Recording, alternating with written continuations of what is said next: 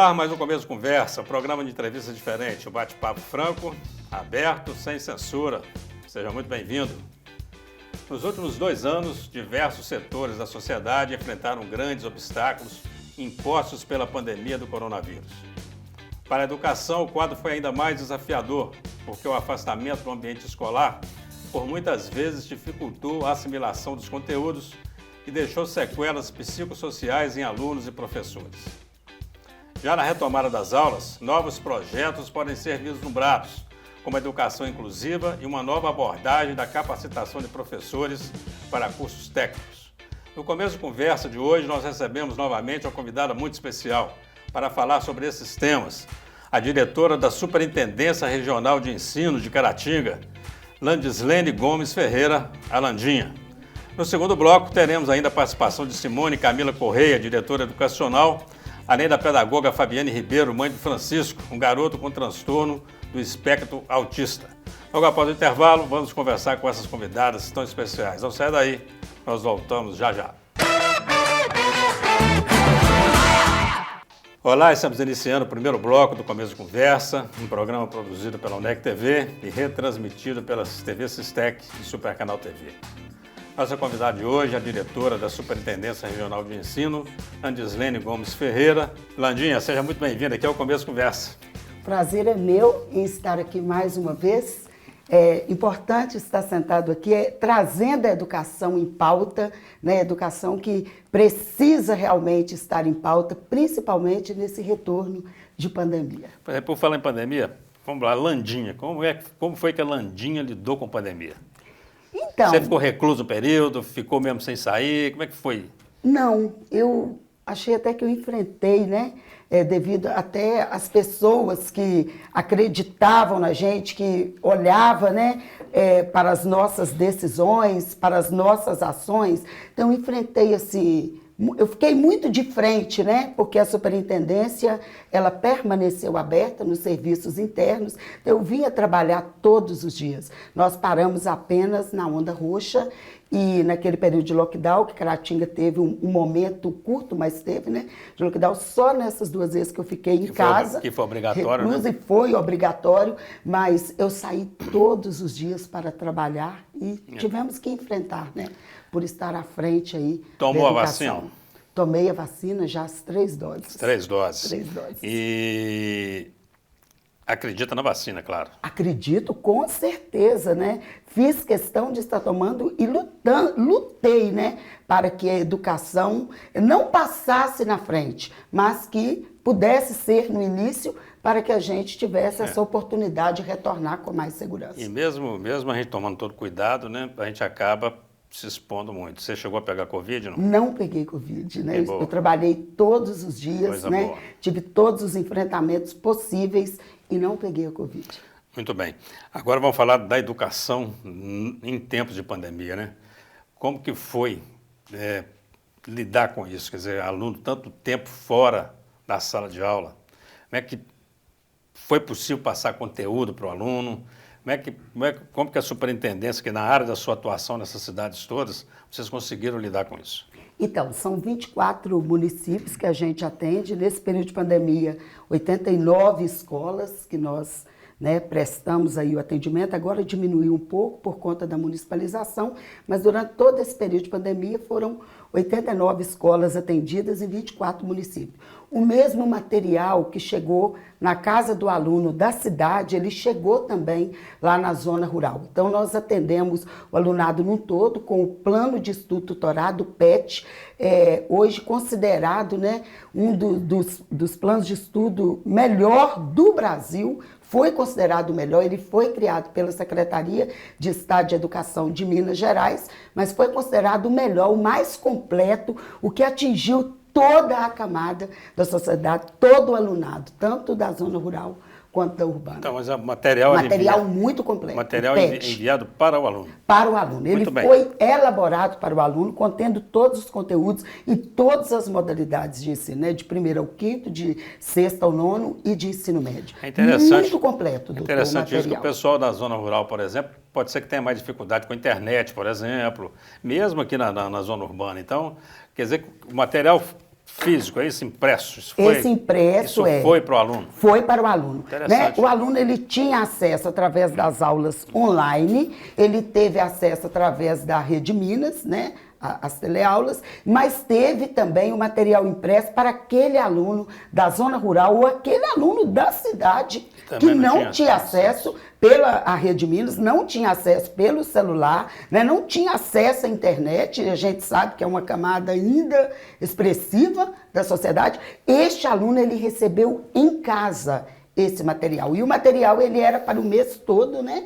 E a gente recolhia ao final do mês, trazia para o professor. Eu estou achando interessante corrigir. isso, que de certa forma isso democratizou mesmo em tempos de pandemia, quer dizer, eu não tenho internet, então estou fora do aprendizado. Não foi assim, eu tive acesso. Não foi assim. Esse aluno, de diversas formas, usando parcerias e estratégias diferentes, esse material chegou à casa do aluno. Até porque o Estado ele disponibilizou recurso tanto para a impressão desse material, é claro que para o diretor da escola imprimir esse PET, esse plano de estudo tutorado, tinha que ter uma autorização do gabinete, porque a gente avaliava a necessidade do aluno. Porque se o aluno ele tem internet, ele tem um celular, ele tem condições de assistir pela Rede Minas, ele tem uma outra forma de acesso, nós não imprimimos o material para todos, né? Teve aquele número de alunos atendidos. Agora, a gente olhando assim, o resultado da pandemia e vendo pesquisa, inclusive, a gente percebe o seguinte, que não é nem uma questão de rede pública ou de rede privada, de pobre nem de rico, mas é fato que o aluno na pandemia ele aprendeu menos, independente de classe, independente social. De tudo.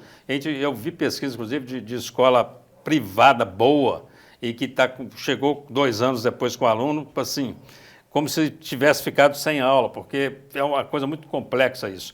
Quando o pai pegou na mão do aluno, ficou do lado ali, como um professor, o aluno aprendeu. Fora isso, tem as dificuldades normais mesmo, porque o aluno sente falta do professor, sente falta da convivência. E agora você recebe esse monte de aluno nas escolas agora com uma defasagem de aprendizado. Como lidar com isso agora? Então, doutor, isso volta lá naquela entrevista, né? Aquela oportunidade que a gente teve de conversar sobre educação e que a gente nem imaginava que passaríamos por esse momento, né? E naquela época a gente comentou da valorização do professor, da importância do professor na sala de aula, que nenhuma tecnologia do mundo vai substituir um professor. Isso ficou provado em 2 anos, né? Foram 2 anos que tentaram de todas as formas, né, atender o aluno todo, com toda a tecnologia possível, e nem este aluno que tinha acesso de todas as melhores, com iPhone, nada disso substituiu a presença do professor. E aí atingiu todas as camadas. Não importa se ele está na rede privada, se ele está numa escola de zona rural, onde a internet chega com muita dificuldade, não importa a escola que ele esteja, mas ele teve uma defasagem, sim, na aprendizagem, porque a presença do professor é insubstituível e é importante. E como recuperar isso agora? Então, aí agora o Estado já vem, né, nesse período de pandemia, enquanto o Estado preparava esse plano de estudo tutorado, ele também já preparava para uma pós-pandemia, né, com as aulas de reforço, que para nós é carro-chefe agora, né? Nós iniciamos, o aluno voltou, foi feito um diagnóstico deste aluno, né, os especialistas e os professores diagnosticaram a situação que os alunos retornaram e assim, você que é professor, você sabe, um aluno que entrou no 1º ano, no momento de pandemia, ele só teve contato com o professor no 3º ano, mas o 1º e o 2º valeu porque a carga horária, né, foi feita através do PET, do plano de estudo tutorado. Então, como que chega esse aluno? A mãe não teve condições de alfabetizar, né? Mesmo não é porque é uma mãe da zona rural, a daqui também da cidade, ela não tem tempo para alfabetizar e nem tem as estratégias que um professor tem. Não tem tempo, não tem paciência, não tem nada. Então esse aluno, ele voltou com essa defasagem dos 2 anos que ele não teve contato. E o aluno do 6º ano, que ele já troca de modalidade, né? Ele já entra no ensino fundamental 2. Esse aluno, ele teve 1º, 2º, 3º, ele não teve o 4º e 5º, que são 2 anos importantíssimos para essa transição de uma modalidade para outra. Então ele chegou no 6º ano com alfabetização precária, complicada. E nós já entramos, né, através da o Estado, da Secretaria de Estado de Educação, com o reforço escolar. É um professor exclusivo. Montaram umas turmas a partir de um diagnóstico realizado pelos especialistas e professores, detectaram quais os alunos que precisam desse reforço, né? Ele tem a aula normal, mas tem um reforço no contraturno, no sexto horário, só para reforço, para recuperar. É a antiga recuperação, né, professor? Que a gente não dava conta no bimestre e tinha uma recuperação. Só que era de 4 dias. Agora não, agora já está acontecendo. Nós já fizemos a primeira turma e já estamos entrando com a segunda turma de reforço, com uma segunda repescagem aí, porque tem alunos ainda com extrema necessidade. É esse reforço que vai nos ajudar a recuperar, não 100%, mas parte daquilo que ficou a desejar lá atrás. Bacana, então o Estado vem com essa, essa estratégia, né? Não dá para fazer de conta, né, que isso aconteceu, é problema seu, vamos seguir daqui para frente. Jamais, né? Porque não dá nem para seguir para frente, né? E antigamente, antes, né, o bibliotecário, as bibliotecas, era o quê? O aluno entrava, buscava um livro, o bibliotecário escolhia e entregava. Agora não. Agora o papel do bibliotecário, que a gente chama de PUB, né, o papel dele é atender o aluno na leitura, ajudar nessa alfabetização, ajudar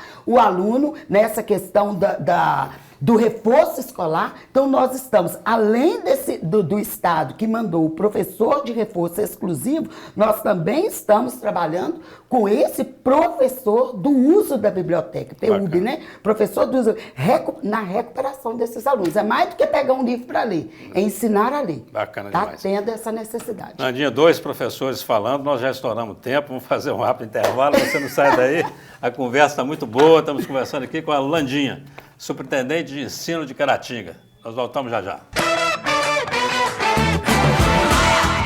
Olá, de volta com o Começo de Conversa, hoje recebendo Landislene Gomes Ferreira, a Landinha, que fala conosco sobre educação. E nesse segundo bloco, juntam-se a nós 2 convidadas muito especiais. Simone Camila Correia, diretora educacional, e Fabiane Ribeiro, mãe do Francisco, um garoto com transtorno do espectro autista.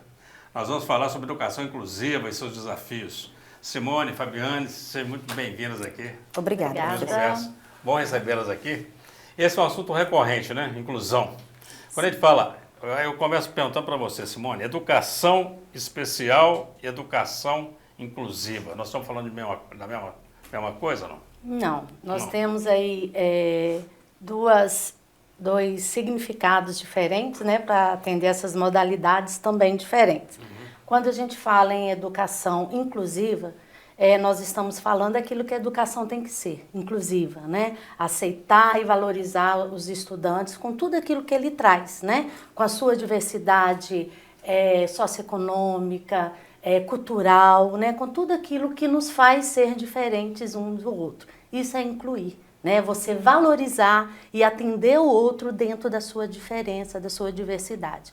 Quando falamos em educação inclusiva, nós falamos em um atendimento educacional especializado. Quando falamos em educação especial, né? E aí a gente fala do atendimento que nós precisamos ofertar, né? O Estado precisa ofertar aos estudantes que apresentam algumas deficiências, né? Transtornos globais, habilidades, né? Habilidades altas. Então, são atendimentos diferenciados, educação inclusiva e educação especial. Apesar de a educação inclusiva, né, estar dentro, abranger a educação especial, porque hoje todo o movimento educacional é voltado para essa inclusão. Fabiane, você como pedagoga e como mãe de pessoa, de aluno que precisa que ocorra essa inclusão, como que você vê esse processo? Quer dizer, ele acontece, que dificuldade que você percebe? Olha, ele acontece em partes. Como a descoberta do autismo no Francisco foi uma descoberta tardia, no início ele passou por um sofrimento muito grande na rede pública. Não foi assim, mar de rosas, não. A gente veio descobrir o autismo no Francisco, ele já estava com 8 anos de idade. Mas ele, igual a Simone falou, ele tinha o diferencial dele. Ele era uma criança que, já com 6 anos de idade, já lia. Ele tinha convívio social dentro da turma. Mas ele não tinha sossego, ele não era uma criança que ele sentava e ficava sentado só recebendo conhecimento. Ele tinha a sua particularidade e isso não era bem-vindo na sala. Não era bem-vindo pelo seu professor. O que é que faltava? Empatia. A professora escrevia no quadro e ele lia. Porque ele já saiu da educação infantil alfabético. Entendi. Mas ele não gostava da escrita, então isso o atrapalhava. O que acontecia? O Francisco era o garoto problema da escola. A mãe era chamada toda semana. Por quê? O Francisco passou a ser agressivo. A partir do momento que o professor chamava a atenção dele de maneira que ele não gostava, ele descontava no que estava próximo dele. Então, teve esses probleminhas assim no decorrer dos anos da primeira, né, escola, da primeira fase escolar, que o atrapalhou muito. Mas aí, logo a seguir, com 8 anos de idade, que já veio o laudo do autismo, que o pessoal já foi lá, fizeram a visita, viu que realmente o laudo estava condizente com o que o Francisco transparecia para eles, o Francisco teve o profissional de apoio dentro da escola pública. Ah, bacana. A vida do Francisco mudou. Mudou da água para o vinho. Por quê? O Francisco passou a ter um profissional do lado dele, porque ele nunca teve diferença, nunca teve prejuízo cognitivo. Cognitivo ele nunca teve. Ele não era o aluno A que a escola queria, antes do profissional de apoio. Mas ele era o aluno que ele dava conta do recado. Ele foi alfabetizado na idade certa, ele teve letra cursiva na idade certa, ele fez tudo na idade certinha. Ele só precisava de uma pessoa do lado dele para conseguir conter ele. Na hora que ele levantar, para ele não sair sozinho para a escola lá fora, para ele não empurrar um colega, para ele não tomar alguma coisa da mão de um colega, porque ele não sabia conter, porque ele não tinha comunicação. Entendi. Simone, como que o Estado vê isso tudo? Quer dizer, como que ele consegue atuar nisso? Quer dizer, porque nós estamos falando do Francisco, mas são muitos Franciscos, né? São muitos Franciscos, Muitos né? Joões, A gente muitas estava Marias. até conversando com a Fabiana. Como lidar com isso? Então, hoje nós vivemos um período de transformação na educação especial, né? Hoje a sociedade começa a ter um olhar diferenciado sobre isso. Hoje na rede estadual nós temos 29 salas de recurso, né, de atendimento multifuncional para esses estudantes.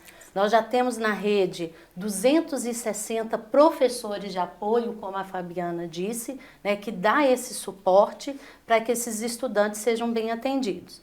É um desafio, claro, é constante, porque trabalhar com educação especial, além de você ter uma predisposição para esse atendimento, você precisa buscar conhecimento, você precisa se formar, você precisa caminhar de encontro ao que o estudante necessita. Então, hoje na rede estadual, nós temos essas salas, né, multifuncionais de apoio, professores de apoio, o diálogo e a conversa com as nossas escolas é constante. Hoje o Estado cria, né, nós já vamos no dia 9 já apresentar para os nossos diretores, Fabiana, um centro de referência de atendimento à educação especial, que é composto por psicólogo, pedagogo, terapeuta ocupacional, professor de apoio, né? Para que esses estudantes possam ser atendidos dentro das suas necessidades. Como a Fabiana disse muito bem, o professor não sabia como lidar, né? E hoje nós caminhamos para que isso não aconteça na rede. Eu ia perguntar, né, sobre isso, sobre o diagnóstico mais rápido, quer dizer, quem é que tem que Então, cuidar disso? É a família, a escola? Como que é o processo hoje? O estudante é matriculado, no ato da matrícula o pai já apresenta o laudo, né, esse laudo médico, e aí ele já é inserido num sistema, né, que a gente chama de CIMAV, que é o Sistema de Acompanhamento de Desenvolvimento Educacional do Estado, e esse estudante já entra no processo para ser designado para ele um professor de apoio. E nós temos hoje na escola, isso a gente já avançou muito, né? Hoje a gente não admite que uma escola não tenha um PDI desse estudante, que é o Plano de Desenvolvimento Individual. Então, todo estudante, né, como o Francisco, ele precisa ter um PDI onde os professores da escola e toda a comunidade escolar pode acompanhar o desenvolvimento do estudante e trabalhar de acordo com o laudo médico, né, clínico, e com o laudo pedagógico, com o diagnóstico pedagógico. Então, a gente espera, nós caminhamos, a gente sabe que é lento, né, Fabiana? Ainda é muito moroso em algumas situações, mas a gente sabe que nós já avançamos muito nisso. Então, hoje a criança, o estudante chega na escola, a família já apresenta o laudo e imediatamente a gente começa o processo de designação para esse professor de apoio. E nós tivemos, sim, muitas mudanças positivas, né? Aqui em Caratinga, né, quando nós falávamos em educação especial, nós falávamos em Escola Estadual Engenheiro Caldas. Os estudantes eram encaminhados para lá para esse atendimento. Hoje não. Hoje toda a rede atende esse estudante. Toda a rede que tem esse estudante, ela tem um professor, ele tem um professor de apoio. Nós temos 24 municípios na nossa circunscrição, 29 salas de recurso, ou seja, Caratinga nós temos 2 salas de recurso, uma na Escola Estadual Sinfrônio Fernandes e outra na Escola Estadual Engenheiro Caldas. Muito bem. Fabiana, ouvindo aqui a Simone falar sobre tudo que o Estado tem feito e está propondo fazer, né? E você como mãe de autista, tirou o filho da rede pública, está com ele na rede privada. Como é que você vê essa fala toda da Simone? O que você espera disso tudo? Olha, professor, eu fiquei muito satisfeito com a fala da Simone. É gratificante saber que o Estado fez e tem feito muito pelas nossas crianças especiais, né? O Francisco, a partir do momento que eu levei o laudo do Francisco para a escola, imediatamente ele teve o respaldo que ele precisava. A vida do Francisco mudou totalmente. Eu tive a oportunidade de levar para a escola particular com a pandemia, né? Veio a pandemia, as escolas fecharam todas por causa da pandemia. Eu levei para a escola particular para ele não ter prejuízo.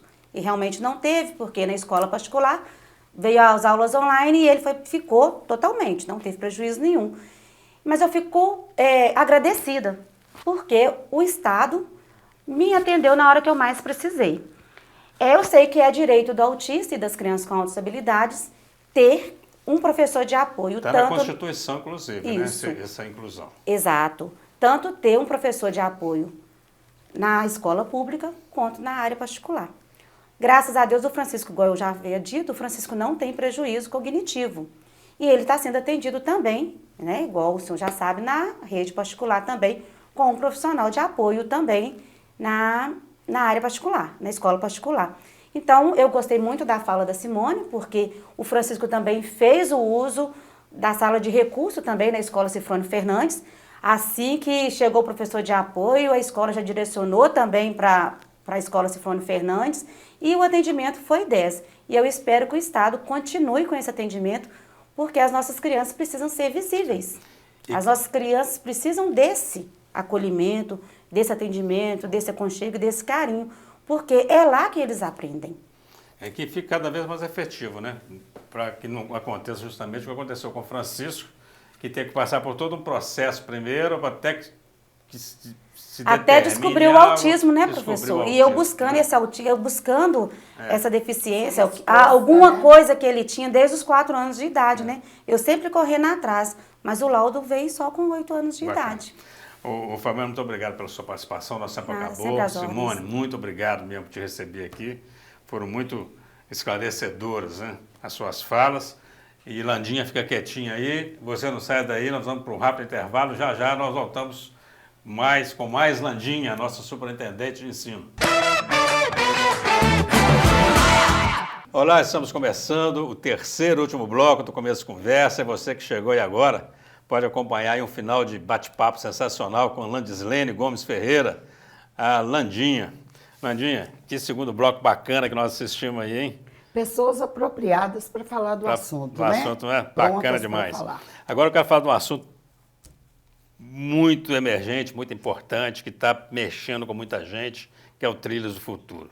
O Estado vem com esse projeto aí, que tem todo um jeitão de projeto eleitoral, mas eu sei que não é. Parece que é um projeto mais perene, né? Porque, assim, um projeto desse, continuando, eu acho que pode ser, sim, a redenção do primeiro emprego, de uma série de questões aí. Fala sobre o Trilhas do Futuro para nós. Então, o Trilhas do Futuro hoje é uma riqueza para nós, né?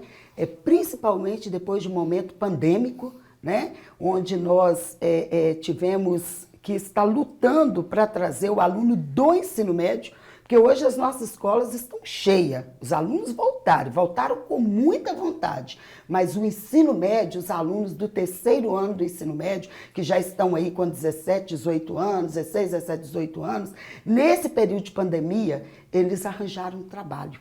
Né? Eles foram para o comércio, eles foram para as lavouras de café, né? Os da zona rural arrumou serviço nas lavouras, nas fazendas, e os da cidade também arrumaram emprego.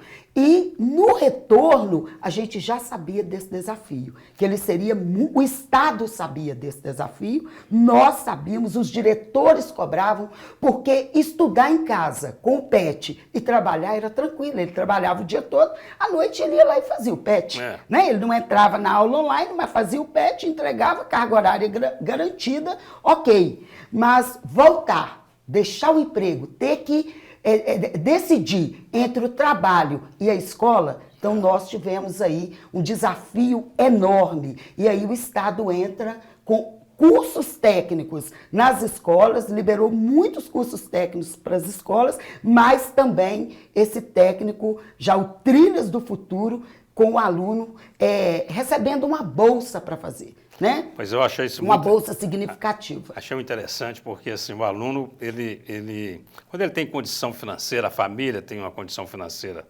razoável, ele termina ali o ensino médio, ele vai para a faculdade porque a família vai conseguir pagar, independe de trabalhar ou não, mas a maioria a gente sabe como é que é. Tem que trabalhar o dia inteiro, estudar à noite, quando consegue pagar a faculdade. Então, assim, a maioria vai caçar serviço mesmo. E tem uma boa parcela que nem isso vai fazer, que vai perambular, a gente sabe disso, que vai fazer coisa errada porque não tem nem escola nem trabalho, infelizmente.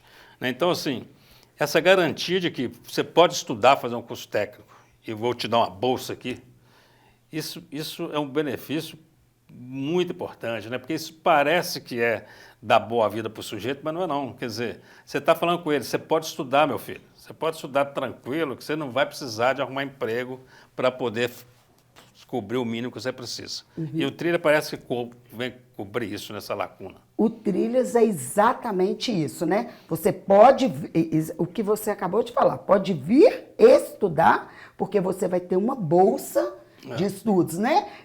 Um vale alimentação, um vale transporte, uma bolsa. E aí a gente traz o aluno, inclusive Caratinga, no início nós tivemos medo. Será que nós vamos conseguir trazer esse aluno? Nós tínhamos 500 vagas, né? E assim, muito pensado, doutor, não é uma situação aleatória, tipo assim, vamos colocar o curso tal. Não, junto com a CEDES foi pensado, educação e CEDES, o que Caratinga realmente precisa? Onde nós investiremos? Onde terá o retorno? Né? E depois de uma pandemia, enfermagem, a radiologia e a estética, né? Que os nossos jovens estão muito voltados para essa parte de estética. Então, nós tivemos a Jairo Gross credenciada, nós trouxemos esses três cursos, que é a enfermagem, a radiologia e a estética, e Caratinga tinha onde os meninos fazer o estágio, tinha para onde ir e tinha perspectiva de futuro. Porque nós temos hospitais, né? Nós precisamos do enfermeiro, precisamos do radiologista e a estética que está em alta. E o controle disso, quer dizer, como garantir que esse aluno vai de fato estudar, não vai só estar ali por conta dessa bolsa? Primeiro, que chegou no momento pandêmico, né? Não foi pós-pandemia, foi no momento da pandemia, nossas primeiras aulas foram online. E o nosso controle era aquele aluno que entrava ali para assistir aula. Ele tinha que entrar e assistir aula, né? Tinha os professores ali fazendo chamada online e o aluno tinha que estar ali.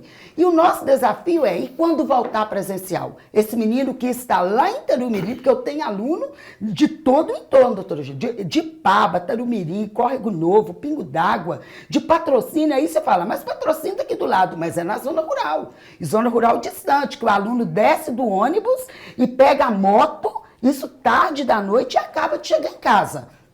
Então, será que esse aluno vai vir para o presencial? eles vieram, estão todos lá. Por quê? Porque nós temos uma inspeção, nós temos um inspetor que faz a fiscalização, além do inspetor que acompanha a escola Jairo Grossi, que é onde os alunos, né, fazem o curso. Além desse inspetor, nós temos o fiscal, o inspetor fiscal, que fiscaliza essa presença do aluno, né? A qualidade das aulas também, a gente acompanha muito isso, essa parte pedagógica, esse retorno, né? Se realmente a instituição está com a proposta que veio, né? E a gente acompanha isso muito de perto para fazer esse pagamento. O pagamento ele só é feito depois de comprovar a presença. O aluno que não está presente, ele não recebe. Então você tem a escola, você tem ainda o inspetor, ainda tem um fiscal. Quer tem dizer, toda uma equipe na SRE, uma equipe de mais de 10 pessoas que faz esse acompanhamento. Ordenador que paga. E você acredita que esse projeto é um projeto ele é perene? Ele é perene, ele veio para ficar. Ele não é tanto que nós liberamos, né?